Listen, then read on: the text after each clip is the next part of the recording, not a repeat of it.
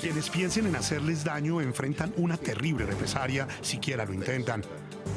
Es el pronunciamiento de Estados Unidos sobre las amenazas en contra de los candidatos Paloma Valencia y Abelardo de la Espriella.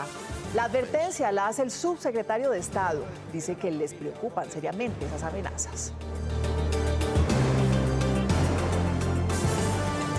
Disidencias de las FARC secuestran a 4 jóvenes en Jamundí, en el Valle del Cauca. Se los llevaron apenas minutos después de participar en un evento de la alcaldía. Comercios cerrados, colegios sin clases, calles solas. Así está Riohacha por amenazas de un grupo criminal. El ejército ya hace patrullajes. Fin a uno de los procesos judiciales más extensos y polémicos de Colombia. Les hablo del caso Colmenares. La justicia no pudo probar si se trató de un homicidio o de un accidente. Finalmente, todos los implicados están absueltos. Una bebé de 15 días de nacida murió mientras su familia rogaba por un traslado a la intervenida EPS Emsanar. No hay derecho. Fuego amigo en el gobierno, duras críticas del director de la Unidad de Gestión del Riesgo, Carlos Carrillo, por el nombramiento de Daniel Quintero como superintendente de salud. Asociaciones de pacientes y gremios médicos también cuestionan esa decisión.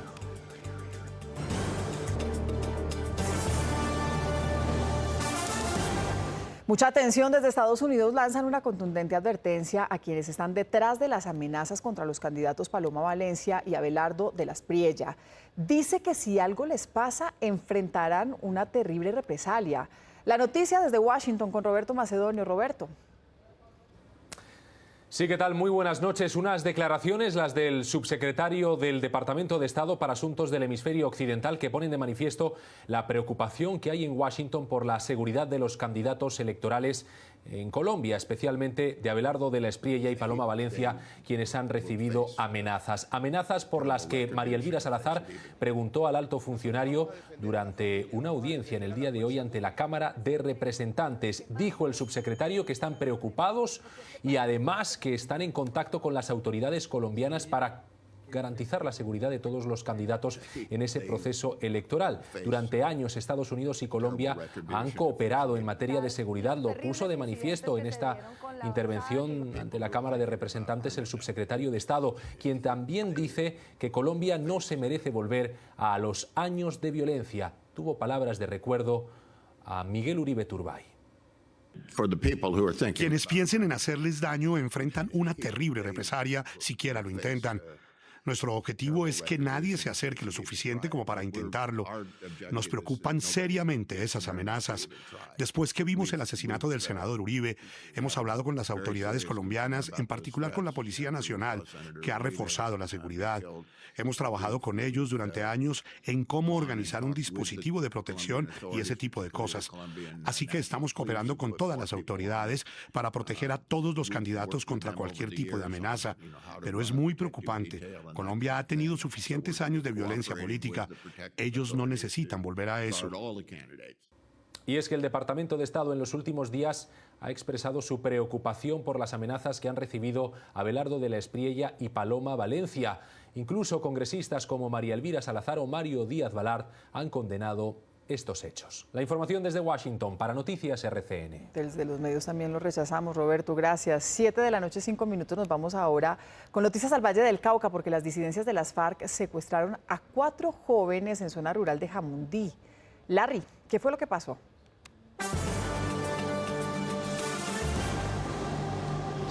Mónica, buenas noches. Mire, esto se da minutos después de finalizar una reunión con delegados de la alcaldía del municipio de Jamundí.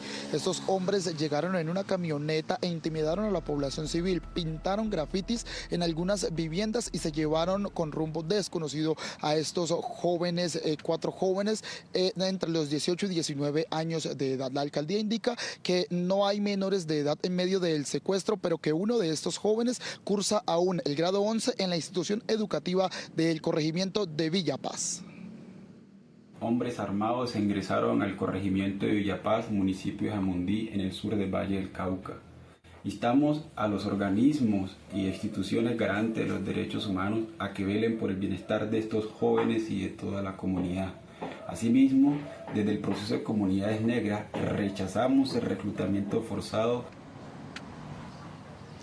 Mire, y es que hace pocos minutos finalizó el Consejo de Seguridad en este municipio. Las autoridades indican que a través de la personería, policía y operaciones con el ejército están tras la búsqueda de estos 4 jóvenes secuestrados en el corregimiento de Villa Paz, en zona rural del municipio de Jamundí. Nosotros estaremos atentos en el Valle del Cauca cómo avanza esta información y qué dicen las demás autoridades. Continúen ustedes con más noticias. Por supuesto, Larry, lamentablemente no es en la única región, en la única zona donde está complicada esta situación de orden público. Es también muy delicada la situación en Riohacha.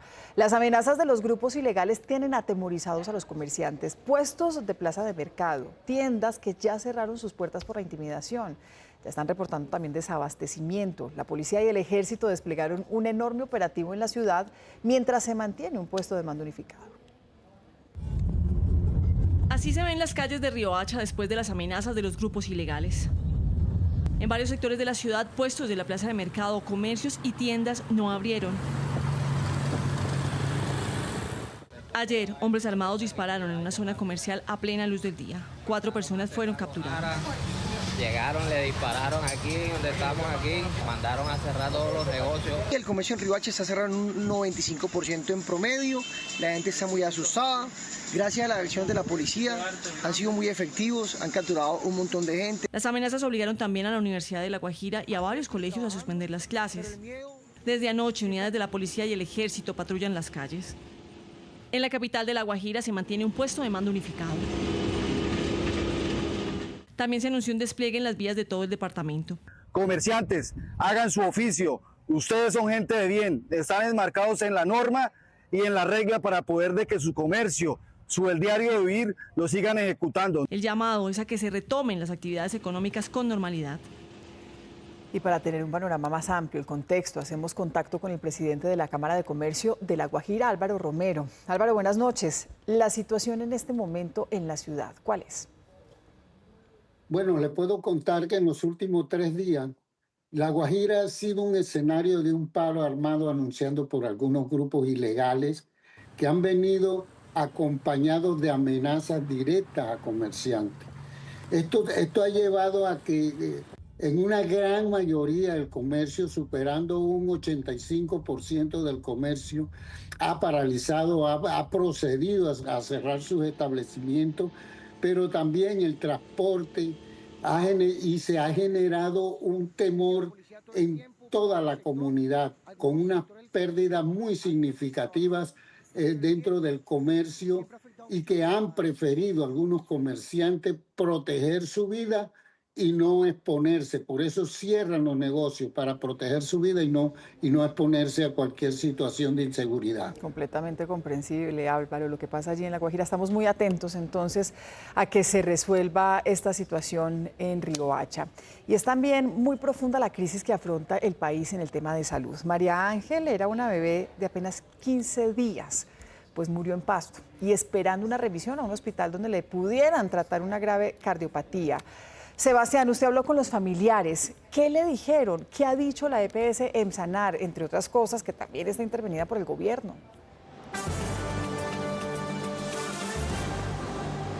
¿Qué tal, Mónica? Sí, efectivamente, pues nosotros no solamente hoy, sino desde ayer, cuando se conoció la lamentable noticia del fallecimiento, pudimos hablar con los familiares, quienes hoy, en medio de la tristeza, pero también de la impotencia, pues despiden a María Ángel, quien libró 15 días de un tortuoso camino, esperando un traslado para ser tratada la cardiopatía, la cual fue diagnosticada desde su nacimiento. Nosotros a lo largo de todo el día también consultamos a la EPS Emsanar, quien no se ha pronunciado de manera oficial hasta tanto no se contraste la historia clínica con la epicrisis y la auditoría sobre el caso de María Ángel. Pero esto dijo el tío de esta menor, esta bebé de tan solo 15 días de nacida, quien, esperando la atención, pues finalmente falleció.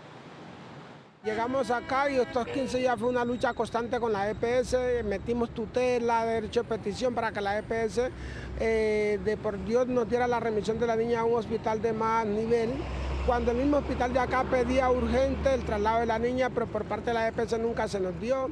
Y pues lamentablemente ayer nos dieron la mala noticia de que la niña falleció a causa de la enfermedad por la que estaba portando. Los familiares, después de esta lamentable noticia, interpondrán algunas acciones legales, demandas contra las EPS, mientras trasladan su cuerpo a la vereda Nueva Reforma en Tumaco para darle cristiana sepultura. Nuestra solidaridad, por supuesto, con ellos. Es la información que registramos desde la ciudad de Pasto. Sigo usted, Mónica, con más noticias RCN. Sebastián, un abrazo a esta familia que sufre esta pérdida. No podemos naturalizar estas situaciones con el tema de la salud en nuestro país. No podemos seguir contando estas historias. Gracias, Sebastián. 7:11. Atención a la contundente crítica que hace el presidente de la Corte Suprema de Justicia, Iván Mauricio Lenis. Sostiene que el Estado no puede paralizar el sistema de salud por debates políticos y que debe tomar acciones urgentes. Que se está presentando. La situación del sistema de salud exige respuestas inmediatas porque lo que está en juego es la vida de las personas. Es evidente que estamos evidenciando que hay barreras reales de acceso a servicios esenciales y a la garantía plena del derecho a la salud. Mire, el número de tutelas se ha incrementado por acciones respectivas al sistema de salud. El Estado, al margen de esos debates políticos y técnicos, no puede paralizar un sistema de salud. Se necesita que se garantice que ese sistema funciona bien y funcione siempre mientras se hacen los cambios que se considere. 7:12, ¿hay fuego amigo en el gobierno? Es la pregunta que nos hacemos porque esta vez es el director de la Unidad de Gestión del Riesgo, Carlos Carrillo, que cuestiona duramente el nombramiento de Daniel Quintero como superintendente de salud. También asociaciones de pacientes y de médicos cuestionaron esa decisión.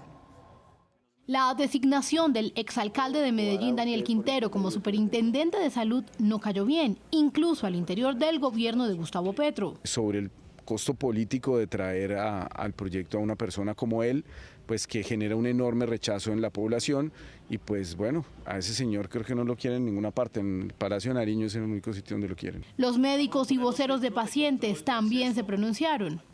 Definitivamente la línea del señor presidente es que hay que estar investigado, tener presuntos hechos de corrupción para estar en el gobierno. Pone en grave riesgo no solo las finanzas del sector, sino además el correcto ejercicio del derecho fundamental a la salud. Desde el Congreso también se sumaron voces de rechazo. La llegada de Daniel Quintero a la Supersalud es la última palada de tierra de Gustavo Petro al sistema de salud de los colombianos. Es la politización en manos de una persona investigada en juicio por actos asociados a la corrupción. Por ahora sigue en trámite su nombramiento para que se haga oficial. Pues también preguntamos a los candidatos presidenciales sus opiniones. Estos respondieron. Es una vergüenza que en semejante crisis de la salud, donde están dejando morir los bebés, donde la gente se muere reclamando los medicamentos, donde los niños se mueren y culpan a las mamás, que nos nombren a Alibaba y a los 40 ladrones. Es que es una decisión política del presidente, o sea, que superintendente puede en 3 o 4 meses del gobierno resolver nada. Él está metiendo a Quintero porque quiere poner una bomba en el gallinero para generar hechos políticos de presión. La bomba Daniel Quintero es atómica. Corrupción en la mayor expresión. Desconocimiento total del cargo. Resentimiento demoledor. ¿Quién pagará la cuenta de esta debacle?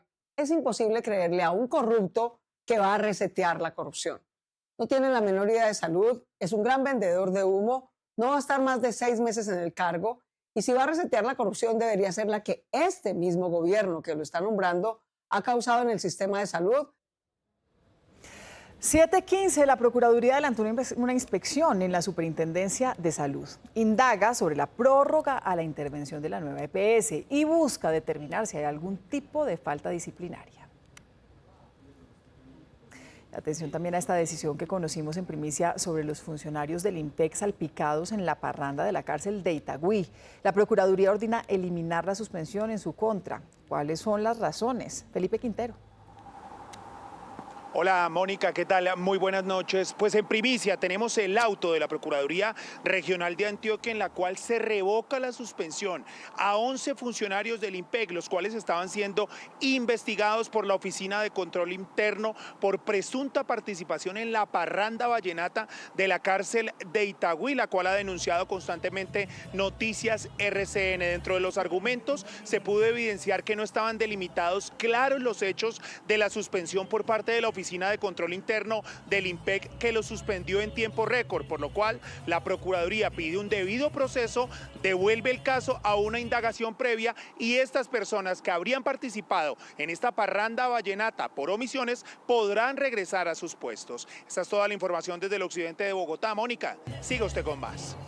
Gracias, Felipe. 7:16, todo indica que la decisión de la Corte Suprema hoy podría significar el fin del caso Colmenares en los estrados judiciales, al menos en nuestro país.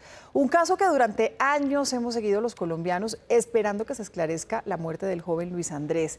Pues hoy el alto tribunal absolvió a Laura Moreno y declaró que vencieron los términos en el caso de Jessy Quintero. Daniela, ¿cuáles son esas razones? ¿Qué concluye la Corte?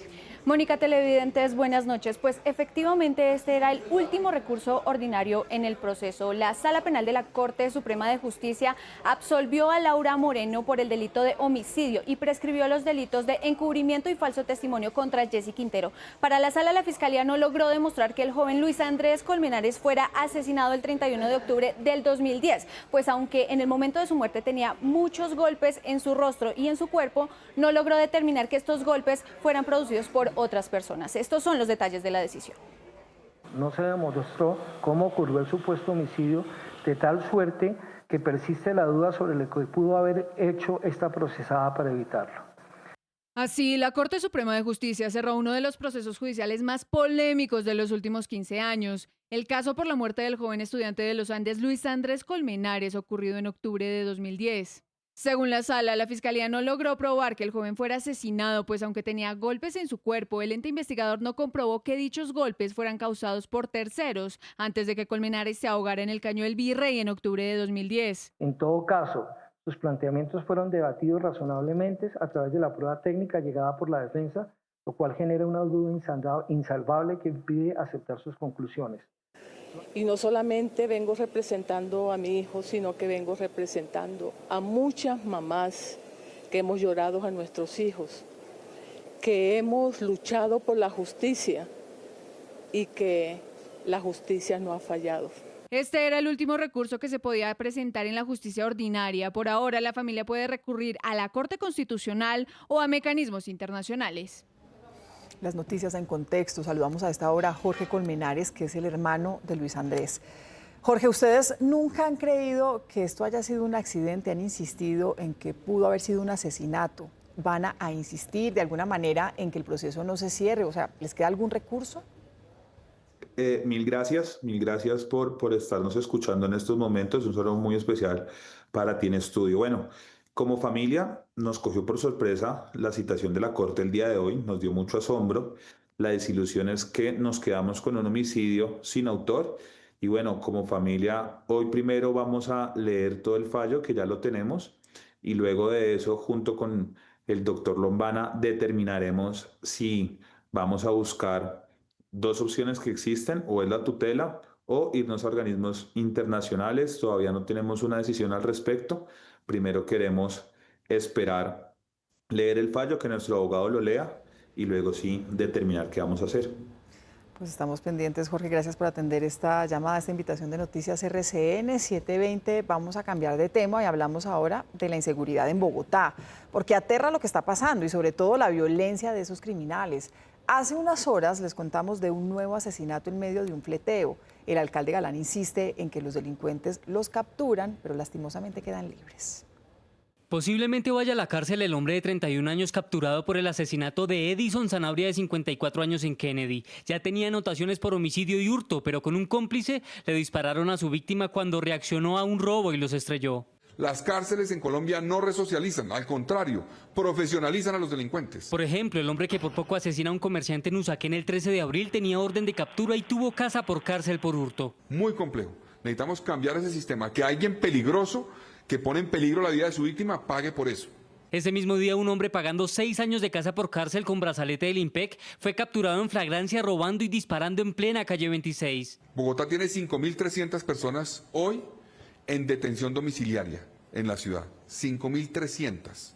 De esas 1.300 tienen alguna herramienta electrónica de seguimiento. Las otras no. Pero yo me pregunto, ¿qué control hay sobre ellas?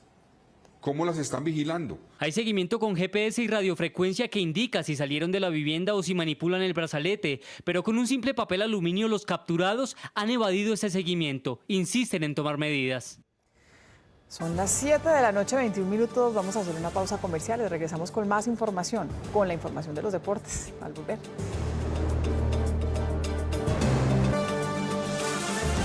En Medellín quedó al descubierto un aberrante caso de abuso sexual. Un urólogo se habría aprovechado de su profesión para atacar a decenas de mujeres. Hay denuncias que se conocen desde hace 20 años contra este hombre.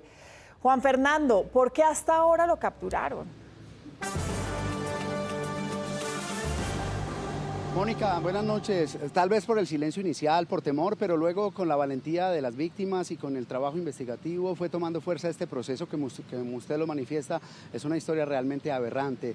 Citas médicas, chequeos de rutina con este urólogo se convertían en verdaderas pesadillas para las pacientes, que terminaban convertidas en ser víctimas de tocamientos, de abusos y de todo tipo de vejámenes. Esto habría ocurrido por lo menos durante las últimas 2 décadas. El expediente da cuenta de 23 casos aparentemente confirmados, pero serían más de 50. Por eso este hombre de 61 años, quien fue capturado en su lugar de trabajo, deberá responder por el delito de acceso carnal con persona incapaz de resistir agravado.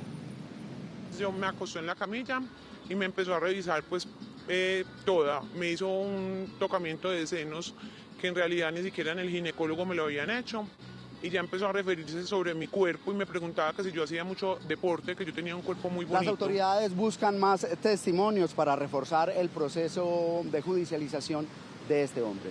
Es realmente aberrante lo que se ha descubierto en los últimos meses y que se materializa con esta captura aquí en la ciudad de Medellín. Buenas noches. Pasó mucho tiempo, pero que se haga justicia. Juan Fernando, gracias. En Cartagena causa rechazo un video en el que se ve como una turista extranjera es perseguida por un grupo de artistas callejeros en el centro histórico. El hecho ya ha causado polémica. Algunos inclusive consideran esto como un tipo de acoso. ¿Qué más se dice allí, Tairina? Mónica, buenas noches. Ocurrió aquí en el centro histórico y así como usted lo señala, ha generado total rechazo por parte de la ciudadanía porque muestra un evidente caso de abuso por parte de estos raperos quienes improvisan canciones a cambio de dinero. En el video se muestra cómo a pesar de que la turista les entrega dinero, ellos la acosan pidiéndole más y más hasta que la mujer decide seguir su rumbo. Ante esto, las autoridades han dicho que tomarán todas las acciones pertinentes para que casos como este no vuelvan a ocurrir y a empañar el nombre de la heroica. Ya están plenamente identificados, ya la Policía Metropolitana a uno de ellos les impuso un comparendo. El alcalde mayor de Cartagena dio una instrucción clara de generar un espacio con ellos, unas mesas de trabajo de seguimiento donde estarán varias dependencias de la alcaldía como espacio público, el IPCC, Corpoturismo. La Policía Metropolitana ha anunciado que intensificará los operativos de control aquí en el centro histórico de la ciudad. Es toda la información por el momento. Desde Cartagena, Tairina Tesio, Noticias RCN. Gracias, Tairina. Y nos conectamos a esta hora con Juan Lozano, director de la FM. Juan. Un nuevo escándalo de corrupción. Ahora se llama Arenca, pero pónganle cualquier nombre. Este fue con platas de regalías. Y el tema de regalías volvió a quedar en el fondo de la discusión. Ayer, la Federación Nacional de Departamentos demostró cómo hay platas parqueadas, bloqueadas en regalías, que valen más de 10.4 billones. 10.4 billones de pesos en los distintos fondos. Y no están sirviéndole al desarrollo y no están aplicándose a proyectos. Y un nuevo escándalo de corrupción demuestra que a las regalías hay que darles un revolcón, que están mal manejadas, que esa idea de que la plata se la robaban solamente en los municipios y en los departamentos mientras la nación la manejaba maravillosamente, no es verdad. También se están robando la plata de las regalías con este modelo actual.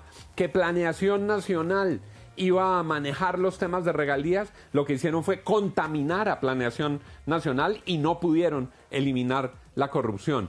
El presidente que venga, sea quien sea, hombre, mujer, de derecha, de izquierda, del partido que sea, le tiene que meter mano a las regalías. Se las están robando y no funcionan para los fines que fueron creadas. Ojo con las regalías. 7:46, las periodistas Yolanda Ruiz y María Elvira Samper a esta hora presentan su más reciente publicación titulada Menopáusicas y más, un libro donde combinan empatía y cercanía con las mujeres mayores. En el lanzamiento del libro desde el norte de Bogotá está con ellas Shirley Salazar. Shirley.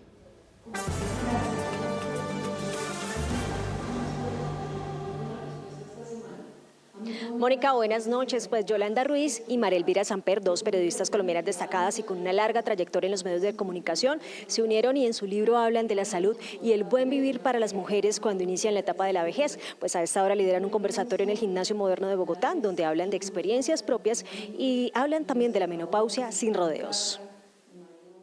En el libro Menopáusicas y más estamos contando nuestras propias historias de menopausia, estamos contando qué es la menopausia, de qué se trata, cuáles son los síntomas, en qué casos cabe o no cabe una terapia hormonal y contamos historias de muchísimas mujeres. Entonces es un tema mundial. La edad, la gente está con una expectativa de vida mucho más amplia que la tenían, vivimos 30 años más de lo que se vivía antes, pues hay que abordar ese tema porque es un tema público, es un problema social, es un problema político y económico. Yolanda Ruiz y María Elvira Samper coinciden en que la menopausia no es el fin, sino el inicio para que las mujeres vivan a plenitud y dejen a un lado los miedos. Información desde el norte de Bogotá. Muy buenas noches. Buenas noches, Shirley. Cartagena sigue siendo la ciudad favorita para el turismo de reuniones y congresos. Y por estos días, los líderes de la industria de centros comerciales se dan cita en el centro de convenciones, en el Hotel Las Américas, en un evento que cada vez crece más. La transformación del centro de convenciones en el Hotel Las Américas para cada congreso es todo un proceso de adaptación. Los espacios se disponen para dar vía libre a la creatividad y a las exigencias de los expositores. Gracias a Dios contamos hoy con el Gran Salón Santa María, el cual, conectado al Salón Nueva Granada, nos permite tener una muestra comercial hasta de 5.500 metros cuadrados. Pero sumado a ello, como puedes ver, el cielo raso tiene una capacidad interesante de carga para todas estas empresas que traen cenefas, rigging points y otra gran cantidad de cosas. Estas oportunidades han permitido que grandes empresas y agremiaciones le apuesten a realizar sus eventos en una ciudad y un escenario que lo tiene todo. Épica es un evento que empezó hace 7 años y ha crecido enormemente los últimos 3. Este es un evento que empezó con 200 asistentes y hoy podemos decir que tenemos más de 600 personas, líderes de la industria de centros comerciales sentados en un mismo lugar. Solo en el 2025 el turismo de reuniones generó un impacto económico de más de 300.000 millones de pesos.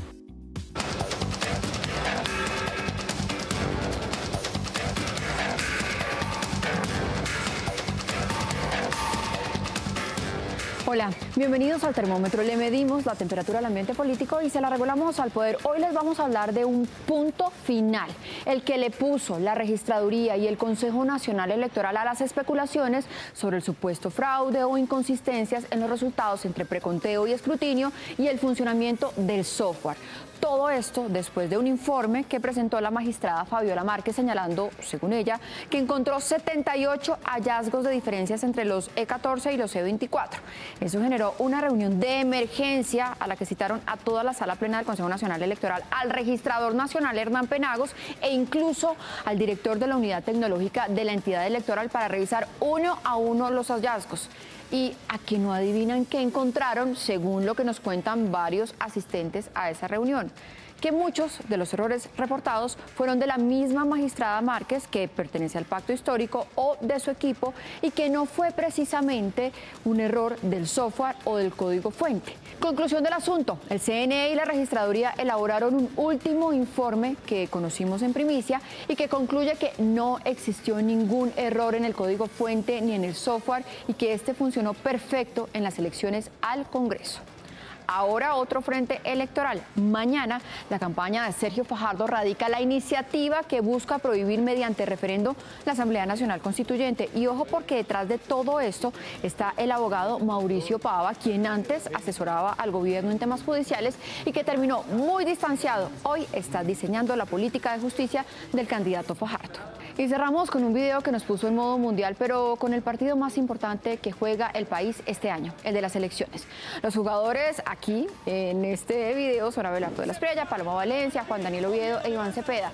¿Cómo queda el partido? Pues Abelardo bota el gol y Paloma suma.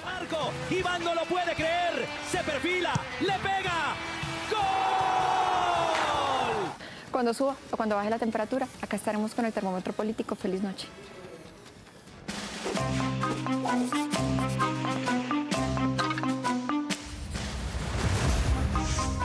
Carrillo anunció que el nombramiento de Alfredo Saadi como jefe de despacho iba a ser un fracaso y no le prestaron atención. Y ahora con Quintero tampoco le quieren poner cuidado. Y él sí que sabe de desastres.